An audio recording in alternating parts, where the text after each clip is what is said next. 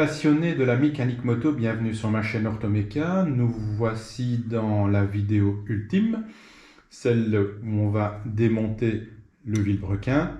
Et pour cela, je dois passer par la dépose de l'arbre intermédiaire de la transmission primaire. Alors, ici nous avons la chaîne Ivo qui transmet la rotation du vilebrequin à l'arbre intermédiaire de la transmission primaire. Je pense qu'ici au fond nous avons un premier engrenage. Cet engrenage s'engraine ici dans le fond avec le démarreur. Donc on voit la pointe de mon tournevis qui arrive à l'endroit où se trouve le pignon du démarreur, qui va activer ce pignon-ci. Celui-ci s'engraine avec ce plus grand pignon qui est fixé à l'arbre intermédiaire et donc va permettre la rotation du vilebrequin pour permettre le démarrage de la moto. Après, il y a un système qui, une fois que le moteur est démarré, permet de désaccoupler cet engrenage et donc d'arrêter le mouvement d'action sur le démarreur. Nous allons donc dans un premier temps procéder à la dépose de l'arbre primaire. Et pour cela, je pense que tout simplement, il se désaxe dans ce sens-là. On voit effectivement que ici, cet axe est en train de rentrer dans le moteur. En fait, ici se trouve le pignon qui transmet le mouvement du vilebrequin à l'embrayage. Donc en fait, nous avons normalement ici l'embrayage et ici on a le pignon relais qui permet de transmettre le mouvement de rotation du vilebrequin à la boîte d'embrayage qui elle-même transmettra le mouvement à la boîte de vitesse. Et de l'autre côté, nous avons l'axe conique sur lequel vient se fixer l'alternateur.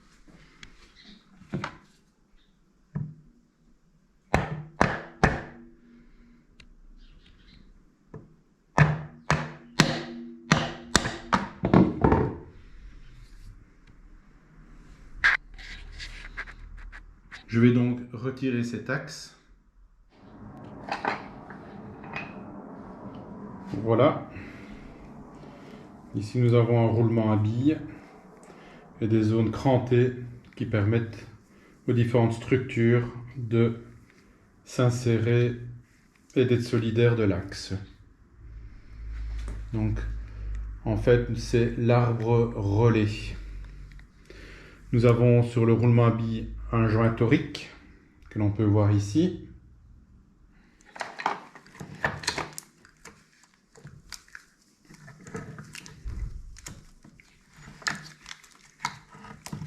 Voilà, nous allons désolidariser la fameuse chaîne Ivo, réputée comme étant inusable, entre guillemets. Et alors ceci, c'est un pignon particulier qu'on appelle un pignon relais et dans lequel se situe le système de roue libre de l'alternateur. Donc si j'enlève ce pignon, si je désolidarise ce pignon relais du système, nous avons au centre une entretoise.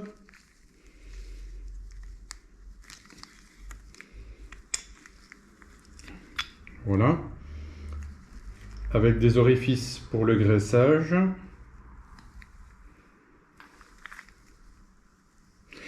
Et d'ailleurs, on voit bien que sur la bague de glissement, il y a des petites perforations, des marquages qui permettent à l'huile de se placer dans ces orifices et donc de favoriser la lubrification. Donc ces pièces ne se touchent jamais en fait avec une bonne huile. L'huile forme un film entre l'entretoise et le pignon et cette huile glisse littéralement entre les pièces, ce qui permet leur mobilisation. Je vais évoquer avec vous un système particulier qu'on appelle le système de roue libre. La roue libre, c'est un petit peu comme votre vélo. Quand vous pédalez, au départ, la force de votre pédalier va activer les roues, le vélo va se mettre en route. Et puis à un moment donné, vous arrivez à la vitesse à laquelle vous voulez rouler, vous n'avez plus envie d'accélérer et vous êtes par exemple en légère descente, donc le vélo continue tout seul. Et bien, quand vous arrêtez de pédaler, votre pédalier ne continue pas à être entraîné par la roue du vélo. C'est un système de roue libre. Et en fait, le même système s'applique ici. Je vais reprendre le pignon intermédiaire. Pour rappel, ce pignon se met ici. Là, vous avez un pignon qui est relié au pignon du démarreur. Donc, quand le démarreur se met en rotation, ça active ce pignon. Et ce pignon active celui-ci. N'oubliez pas que ce pignon se situe et est connecté à l'arbre relais de la transmission primaire. Donc, quand j'active ce pignon, celui-ci, et que je le mets en rotation, vous voyez que ça met en rotation tout le bloc de l'arbre intermédiaire de la transmission primaire.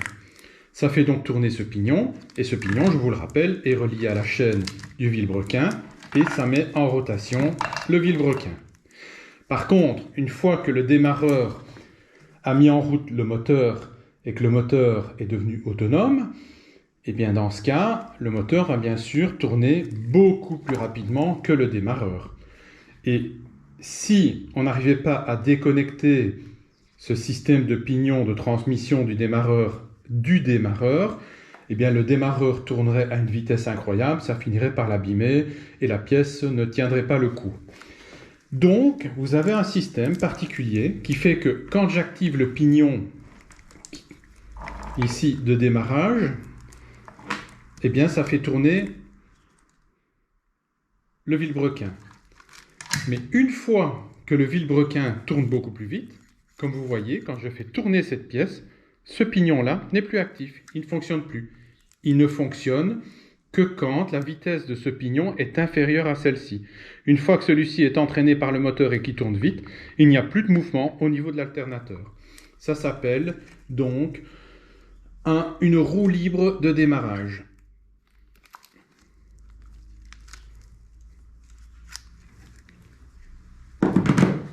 Et c'est formé de petits galets qui sont maintenus par une espèce de ressort.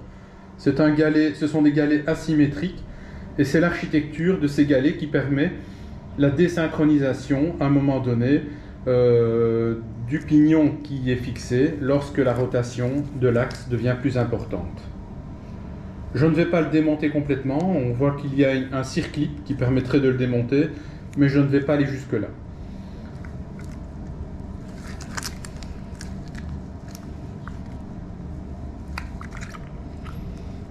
Alors ici, nous avons une pièce de fixation et il y a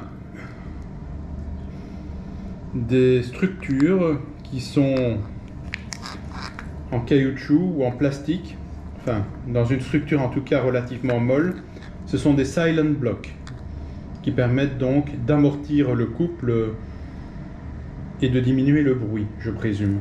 Tous les orifices que vous voyez sont des orifices de lubrification. Il y en a sur toutes les pièces.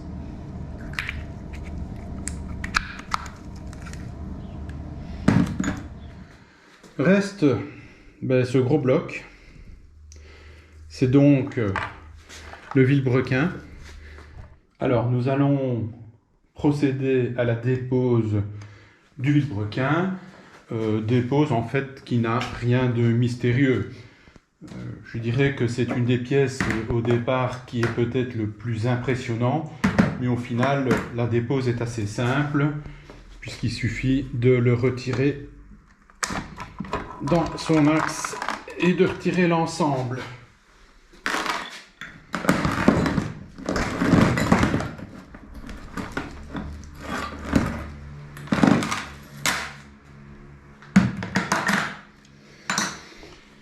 Alors, reste ici au fond le guide chaîne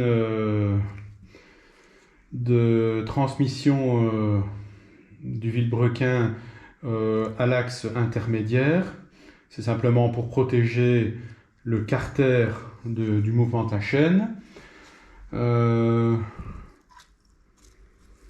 Et voilà, je pense que le carter est à nu, mission accomplie, le moteur a été complètement démonté de A à Z. Bon, je vais mettre ce carter de côté et nous allons regarder d'un peu plus près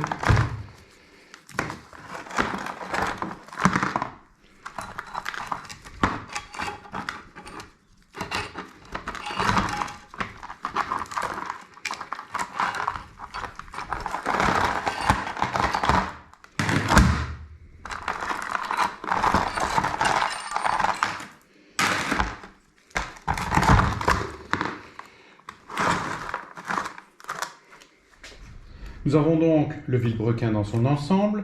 Alors, le vilebrequin est composé d'un axe.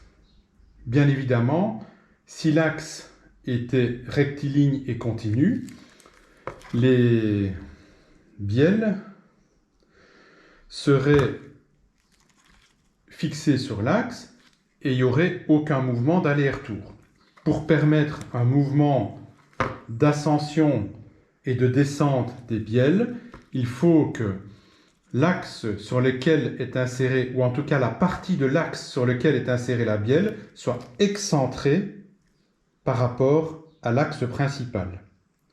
Donc, on peut voir cet axe comme étant une vague. Donc voilà la portée de l'axe qui repose sur le carter. Nous avons la masse d'équilibrage. Et donc là, la rotation fait comme ceci. L'axe, on dira que l'axe fait comme ceci. Il remonte, il fait comme cela, il redescend. Et voilà, cet axe fait en fait des zigzags. Et c'est ce déport entre l'axe sur le carter et l'axe de la bielle qui fait que cette bielle va monter et descendre lors de la rotation. Les parties sur lesquelles se trouvent les bielles, la partie de l'axe sur laquelle se trouve la bielle s'appelle le menton. Donc en dessous de cette bielle, nous avons donc la même chose qu'ici et on appelle ça le menton. Ici, ça s'appelle le palier ou tourillon. Donc les mentons sont les endroits où s'insèrent les bielles. Les tourillons ou paliers reposent sur le carter quand ce sont des longs axes ou sont dans le vide. Voici la bielle avec la tête de bielle sur laquelle vient s'insérer l'axe du piston et le piston en lui-même, des petits orifices de lubrification, d'autres orifices de lubrification et voici la tête de bielle.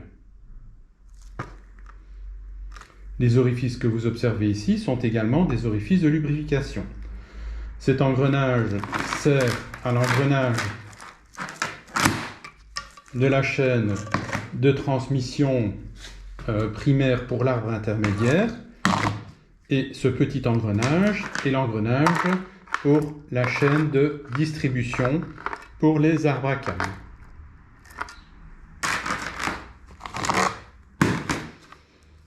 Nous retrouvons à l'extrémité du vilebrequin des joints à lèvres ou des joints spi.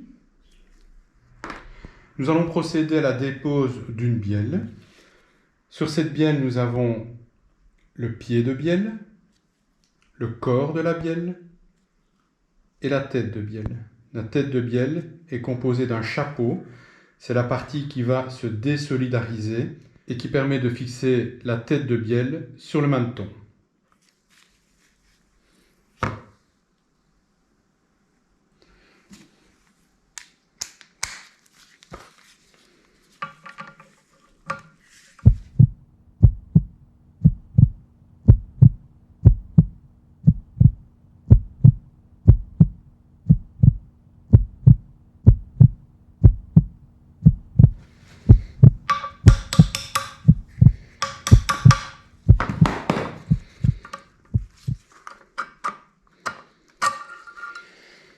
Voilà ce qu'on appelle un chapeau de bielle. Et le chapeau se met sur la tête. Donc c'est pour ça que la tête de bielle se trouve ici et que la queue de bielle se trouve à cet endroit-là. Nous retrouvons en dessous du chapeau les coussinets. Voilà. Le coussinet sert d'intermédiaire entre les mentons et la bielle pour éviter les frottements. C'est une sorte de roulement, si on veut. Les orifices sont des orifices pour la lubrification. On les retrouve également au niveau de la bielle. Lubrification extrêmement importante.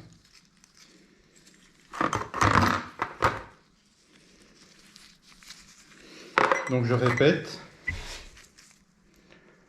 la queue de bielle, le corps de la bielle, la tête de la bielle, le chapeau et les coussinets.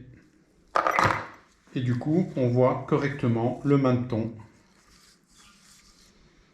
Quant aux masses d'équilibrage, je pense qu'il n'y a rien de particulier à signifier. Voilà, le moteur est complètement démonté. Mission accomplie. Il ne me reste plus qu'à remonter l'ensemble pour avoir terminé le job. Le remontage de ce moteur, je ne le présenterai pas en détail, car en fait il s'agit de la manœuvre inverse. Et l'objectif de ces modules n'était certainement pas un cours de mécanique, mais bien la découverte des différentes structures à l'intérieur du moteur, tout en essayant de comprendre le mieux possible leur utilisation. Je vous rappelle que l'objectif de cette démonstration était initialement la participation à un cours de mécanique. Je n'ai malheureusement pas pu démonter le vilebrequin avant d'arriver au cours, mais de toute manière, l'important était fait et cette méthode m'a bien prouvé qu'elle était efficace, puisqu'arrivé à ce cours, j'ai pu en tirer la substantifique moelle ou la quintessence des choses, tout en ne me retrouvant pas dans la découverte.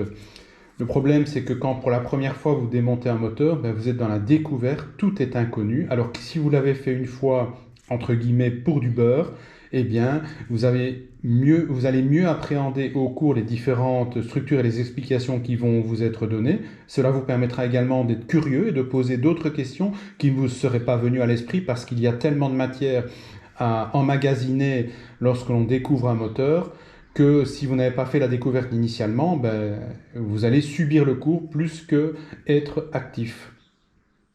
Quoi qu'il en soit, je vous remercie d'avoir visualisé ces vidéos. Je n'ai visiblement pas beaucoup de commentaires, n'hésitez pas. Le prochain projet consistera à remonter une moto qui cette fois devra rouler. C'est une BMW F650 dont je viens de restaurer le moteur au cours de mécanique, mis à part le haut moteur car il y a eu un problème de fuite au niveau du joint de culasse. Mais tout cela fera l'objet d'une série complète. À très bientôt. Merci.